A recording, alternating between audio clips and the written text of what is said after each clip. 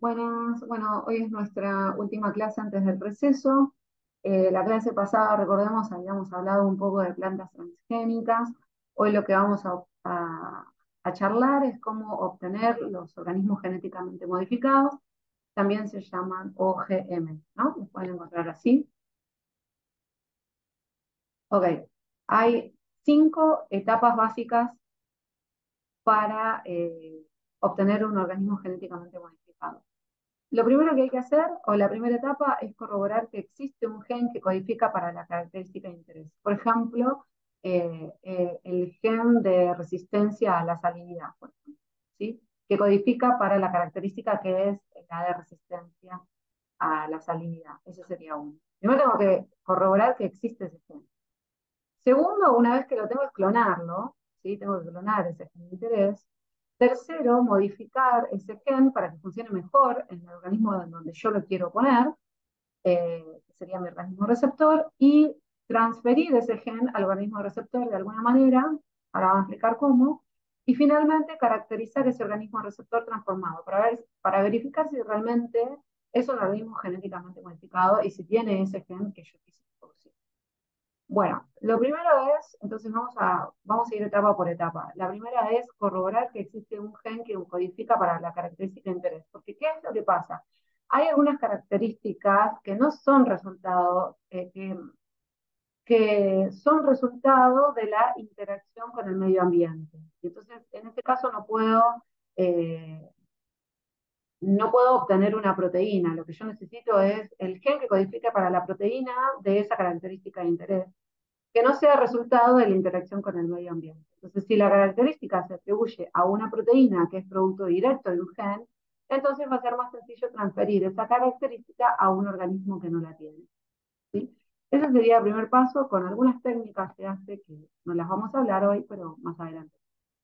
El segundo paso es clonar este gen de interés. Entonces, una vez que se determina que el organismo donante tiene ese gen que además codifica para esa característica de interés, entonces hay que clonar ese gen. Clonar significa tenerlo puro en el tubo de ensayo o dentro de un vector, que es un fragmento de ADN, que, eh, que permite guardarlo en forma estable y práctica por más tiempo. Esta tarea de clonar el gen involucra varias técnicas que se describen a continuación. La primera es extraer el ADN, o sea, tengo que extraer el ADN del organismo. Para eso tengo que romper las células, las membranas celulares, para liberar su contenido y además separar de todo el contenido de la célula el ADN liberado. Después, el segundo paso es buscar ese gen entre la mezcla de todos los genes que hay. Entonces, ¿cómo hago para buscar ese gen entre todas las mezclas que hay? Bueno, lo que necesito es conocer una pequeña porción de la secuencia del gen. No todo, pero sí una pequeña porción. Entonces, yo puedo, si conozco una pequeña porción, puedo construir una sonda que permita pescar el fragmento de ADN que contiene esa misma secuencia. Veamos un dibujito antes de ir. Un esquema. Esto sería una sonda de ADN. Bueno, este es el cromosoma, como ustedes saben, es el ADN está en estado compacto, ¿no? En un proceso de replicación lo que se hace es, bueno, se ve esto y lo que tenemos es la sonda de este ADN sería la porción de ácido nucleico marcado que es complementaria al gen de interés. Entonces dice, si un investigador busca un gen de interés, basta con conocer al menos una parte de su secuencia para poder construir una porción complementaria que permita pescar de algún modo ese gen de interés. Esa porción pequeña de ácido nucleico se llama sonda y al sintetizarla en el laboratorio se suele poner una marca que permita visualizarla luego. Esa marca a veces es una fluorescencia. ¿Sí? Bueno, entonces, una vez que tenemos aislado ese fragmento, se lo estudia más detalladamente. Con la técnica PCR, que es reacción en cadena de la polimerasa, lo que se permite aquí es amplificar la cantidad de ADN y facilitar lo que facilitaría el clonado del gen de interés. ¿Sí? Y esta sería el esquema para la PCR, que ya la habrán visto miles de veces. Este es el gen de interés, mi DNA molde.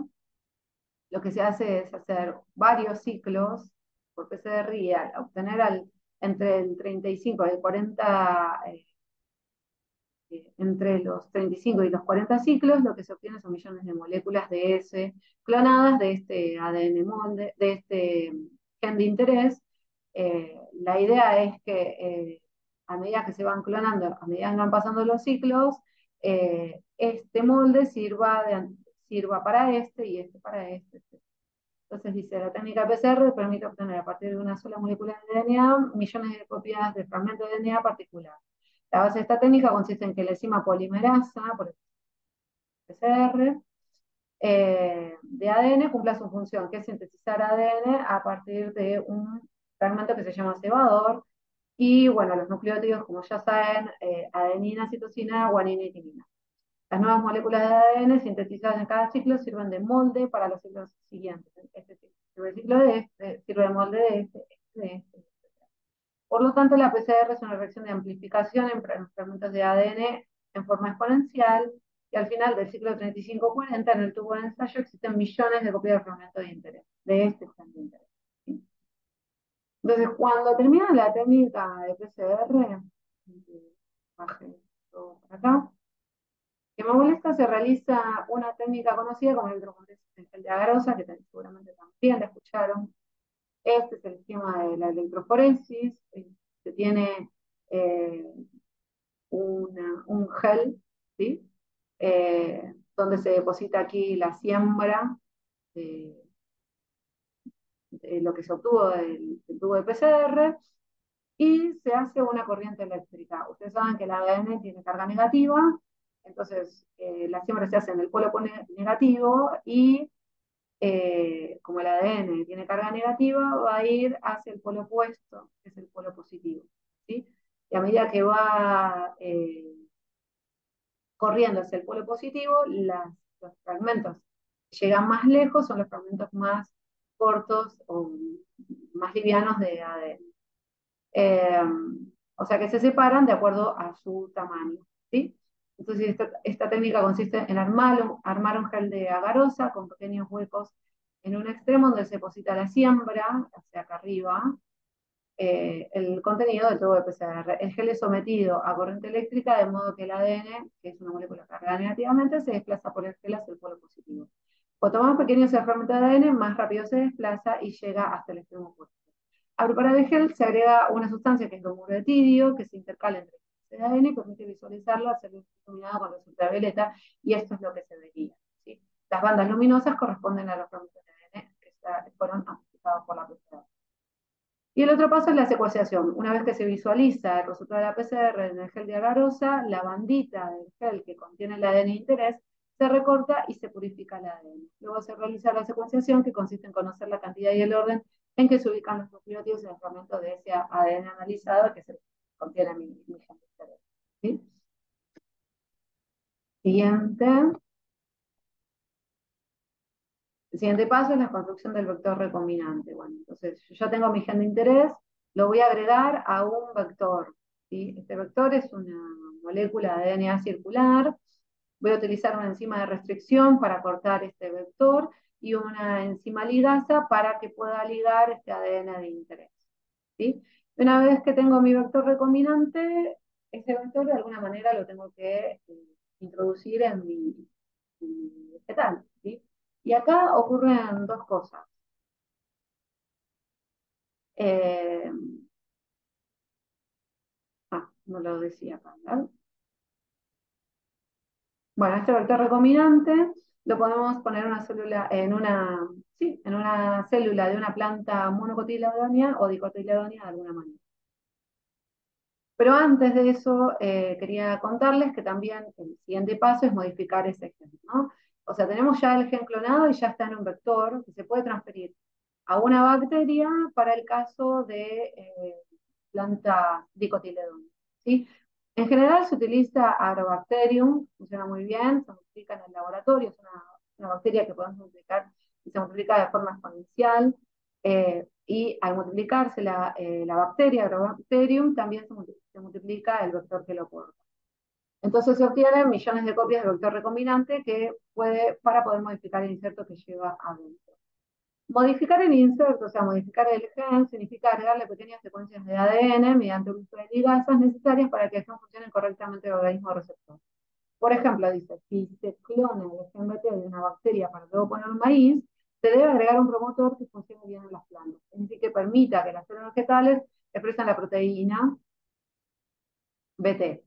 El promotor, entonces, es una región fundamental del gen, ya que determina cuándo y dónde se expresará el gen.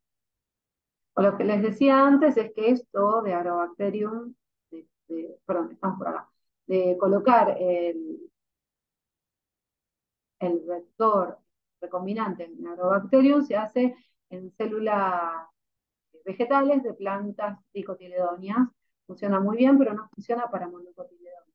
Para el caso de monocotiledóneas se utiliza la biobalística, ¿sí? Acá se los puse de los dos lados. Bacterias para dicotiledóneas y para monocotiledóneas funciona mejor la biobalística. Acá ven una pistolita que bueno, están insertando los vectores recombinantes directamente, ¿sí? Entonces, el gen de interés se puede introducir en las células vegetales o animales, nosotros vamos a hablar de vegetales nada más, para dar lugar a la formación de organismos genéticamente modificados transgénicos. La introducción de nuevos genes por ingeniería genética en plantas origina los llamados cultivos transgénicos. En la producción de estos cultivos se ve una primera etapa en la que se introduce el gen de interés en las células vegetales. Este proceso se denomina también transformación. Muchas especies vegetales, especialmente las dicotiledóneas, es posible introducir genes a través de una bacteria del suelo llamada Agrobacterium, por algunas técnicas que no les vamos a ver ahora, pero para las monocotiledóneas se ha desarrollado un método alternativo denominado bombardeo con micropartículas. La segunda etapa consiste en generar una planta completa a partir de una única célula transformada. El resultado es una planta completa que lleva el gen de interés en cada una de sus células.